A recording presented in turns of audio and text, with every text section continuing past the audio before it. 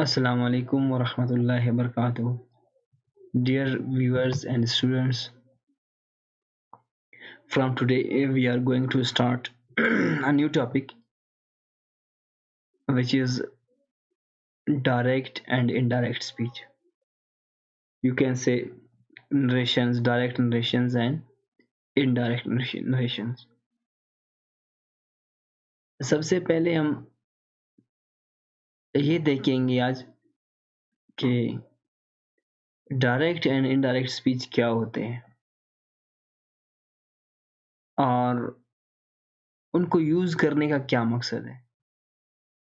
Means why do we use narrations, and why do we need to change the direct speech into indirect speech. कि हमें direct speech को indirect speech में change क्यों करना पड़ता है और इसकी रीज़न क्या है. सबसे पहले तो ये देखेंगे कि व्हाट इज़ डायरेक्ट स्पीच और व्हाट इज़ इनडायरेक्ट स्पीच. देखिए किसी भी मैसेज को, किसी भी शख्स के मैसेज को किसी दूसरे या तीसरे शख्स तक पहुंचाने के दो तरीके होते हैं.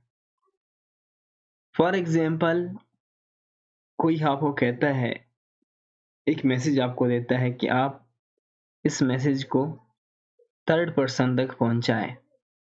तो आप जब उस मैसेज को किसी और शख्स तक पहुंचाते हैं, वहां पे आप उस शख्स के अपने अल्फाज इस्तेमाल करेंगे, आप अपने जो है वर्ड्स इस्तेमाल नहीं करेंगे, एज इट इज़ उसके अल्फाज आप यूज़ करेंगे, तो वो डायरेक्ट स्पीच कहलाता है. इसी तरह अगर आप उसमें उसके मफ़हूम को बरकरार रखते हुए, उसके मानी को बरकरार रखते हुए आप उसमें कुछ चेंजिंग्स करेंगे, तब उसको उस तक पहुंचाएंगे, तो वो इनडायरेक्ट स्पीच कहलाता है. फॉर एग्जाम्पल, मैं आपको कहता हूँ कि अपने वालिद साहब को बताएं कि कल मैं आपके घर आऊँगा. ठीक हो गया? तो आप जब अपने वालिद को आप बताएंगे कि सर ने कहा कि मैं आपके घर आऊँगा, तो यहाँ पे देखिए मेरे अपने अल्फाज, जो अल्फाज मैंने कहा था कि मैं आपके घर आऊँगा, तो आपने एज इट इज़ उनको कहा कि सर ने कहा कि सर ने कहा कि मैं आपके घर आऊँगा. तो ये बिल्कुल एज इट इज़ है, इसको कहते हैं डायरेक्ट स्पीच. अगर आप वहाँ पे चेंजिंग करेंगे कि सर ने कहा कि वो आपके घर आएँगे या वो हमारे घर आएँगे, तो यहाँ पे आपने कुछ चेंजिंग्स किए, तो ये इनडायरेक्ट स्पीच कहलाता है. तो ये बिल्कुल सिंपल सा मैंने डेफिनेशन उर्दू में बताया. अगर हम इंग्लिश में इसको पढ़ें, देखिए कि when we convey someone's message to another person in his in his own actual words और डायरेक्ट स्पीच. यानी जो एक्चुअल वर्ड्स है कहने वाले के, मैसेज देने वाले के, उनमें अगर हम पहुंचाएंगे तो that is direct speech. Direct speech repeats और quotes the exact words spoken. जो एग्जैक्ट वर्ड्स होते हैं बोलने वाले की, उनको एग्जैक्ट उनको कोट करके सेंड किया जाता है. When we use direct speech in writing, we place the words spoken between quotation marks. ये आप लोगों को नज़र आ रहे होंगे स्क्रीन पर, दो मार्क्स हैं. ये एक भी हो सकते हैं, दो इस तरह के भी मार्क्स हो सकते हैं. इनको कहते हैं इन्वर्टेड कामा. इनको इन्वर्टेड कामा कहा जाता है. कॉमा है ये. तो जब भी आप किसी के मैसेज को पहुंचाएंगे, तो जो एक्चुअल वर्ड्स हैं उनको आपने इन्वर्टेड कामा में ऐसे आपने बंद करना है. जैसे कि आप लोगों को नज़र आ रहा होगा, नीचे एक सेंटेंस है, Ali said there is an elephant outside the window. तो आप देख रहे होंगे कि देयर से लेकर विंडो तक ये पूरा जुमला जो है इन्वर्टेड कामा में बंद है. तो ये जो है असल में असल मैसेज यही है. तो आई होप कि आप लोगों को इसका डेफिनेशन समझ आ गया होगा। ये था हमारा जो है आज का डेफिनेशन। इससे बढ़कर आगे हम चलेंगे। ये तो डेफिनेशन हो गया, इंट्रोडक्शन हो गया इसका। अभी हम देखेंगे कि हम क्यों यूज़ करेंगे डायरेक्ट स्पीच को इनडायरेक्ट स्पीच को, इनडायरेक्ट स्पीच में क्यों चेंज करेंगे, इसकी वजह क्या है। When we can convey someone's message to another in, अभी ये इनडायरेक्ट की बात कर रहे हैं, ठीक है, वो डायरेक्ट स्पीच हो गया। When we convey someone's message to another in our own words are indirect speech, यानी उसमें जैसे कि हम कुछ चेंजेस करके हम उसको रिपोर्ट करेंगे तो वो इनडायरेक्ट स्पीच कहलाता है। रिपोर्टेड और indirect speech is usually used to talk about the past, so we normally change the tenses of words spoken. तो इसलिए यानी ये पास्ट के बारे में इस्तेमाल होता है अक्सर इनडायरेक्ट स्पीच, कि उसने कहा इस तरह ये वो।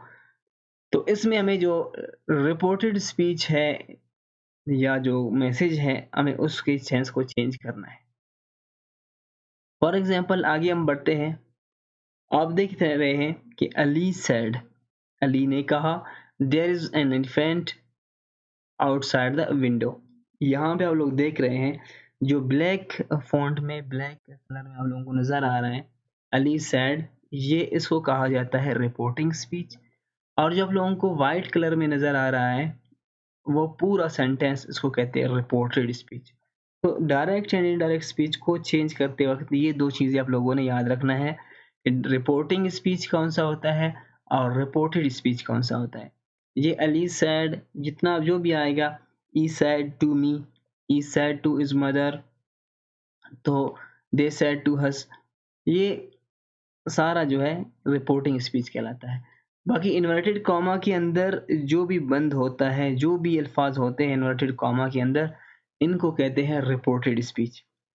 The original message which we want to convey is called reported speech, यानी जो मैसेज जिसको हमने कन्वे करना होता है, असल मकसद होता है, वो रिपोर्टेड स्पीच कहलाता है। अब आते हैं कि क्यों हमें ज़रूरत पड़ता है, व्हाट इज़ द नीड और what is the aim to change direct speech into indirect speech. तो इसमें सबसे पहले ये है कि हमें जो है अपने राइटिंग को जो है मैच्योर करने के लिए, क्योंकि जिसका भी जब भी आप कुछ लिखेंगे तो वहाँ पे अगर आपका डायरेक्ट स्पीच में आप ज़्यादा डायरेक्ट स्पीच में आप लिखेंगे, कोई ऐसे होगा या कोई भी आर्टिकल होगा जो भी होगा, तो उसमें जो है वो मैच्योरिटी नहीं आती। तो आपको राइटिंग को यानी स्टैंडर्ड बनाने के लिए एक तो मकसद इसका ये हो गया। दूसरा, to get rid of long tedious and even boring conversation. इसमें होता है कि अगर आप किसी की डायरेक्ट स्पीच को कन्वे करेंगे तो बस आपने उसमें चेंजिंग नहीं करना होता है, तो वो थोड़ा सा बड़ा हो जाता है और लेंथी हो जाता है। इस वजह से जो है वो कभी कभार बोरिंग भी होता है, जो लिसनर्स हैं या रीडर्स हैं वो बोर भी होते हैं आपके जो है ये डायरेक्ट स्पीच से। तो इसलिए जब आप इसको इनडायरेक्ट में कन्वर्ट करेंगे, उसमें खूबसूरती भी पैदा होगी, और खूबसूरती के साथ साथ इसमें एक ये भी होता है कि उसमें जो है वो शॉर्ट हो जाता है। शॉर्ट होने की वजह से फिर वो इतना बोरिंग भी नहीं होता है। अच्छा, तीसरी बात कि to speed up the net narrative to keep the reader interested and the author in control, यानी रीडर्स को इंटरेस्टेड बनाने के लिए और ऑथर को कंट्रोल में रखने के लिए जो अभी मैंने बात की, ये भी इसका एक है एम है। और इन समराइजिंग एनी टेक्स्ट, किसी भी टेक्स्ट को, किसी भी पैराग्राफ को समरी जब आप बनाएंगे, समरी करते वक्त आप जो है इसको इनडायरेक्ट में जो है लिखेंगे ताकि उसके अल्फाज कम हो। तो इससे जो है आप लोगों को काफ़ी ज़्यादा फ़ायदा होता है। और पांचवी जो बात है वो इंशाल्लाह आप लोगों को आगे प्रेसी में आप लोग देखेंगे कि प्रेसी में जो है it's very helpful to change the direct speech into indirect, क्योंकि इनडायरेक्ट में जब आप इसको चेंज करेंगे तो इससे आपको काफ़ी हेल्पफुल होता है, और आपके अल्फाज के वहाँ पे जो नंबर है आपने कम लिखना होता है, तो बिल्कुल आपका जो है जो पैराग्राफ है वो इनडायरेक्ट स्पीच की वजह से बहुत ही मुख्तसर हो जाता है। तो आई होप कि आप लोगों को आज हमारे आज के जो डायरेक्ट एंड इनडायरेक्ट स्पीच के एम्स एंड ऑब्जेक्टिव्स थे वो आप लोगों को समझ आ गए होंगे। अगर आप लोगों को समझ नहीं आए तो आप kindly feel free to ask after 6 PM आप लोग हमसे पूछ सकते हैं। और जो हमारे साथ रजिस्टर्ड है उनको इंशाल्लाह बाकी एक्टिविटीज़ भी मिलेंगे। अच्छा, इसके साथ-साथ आप लोगों को स्क्रीन पे नज़र आ रहा होगा, अल्हम्दुलिल्लाह हमारे पेडागोजी क्लासेस भी हो रहे हैं।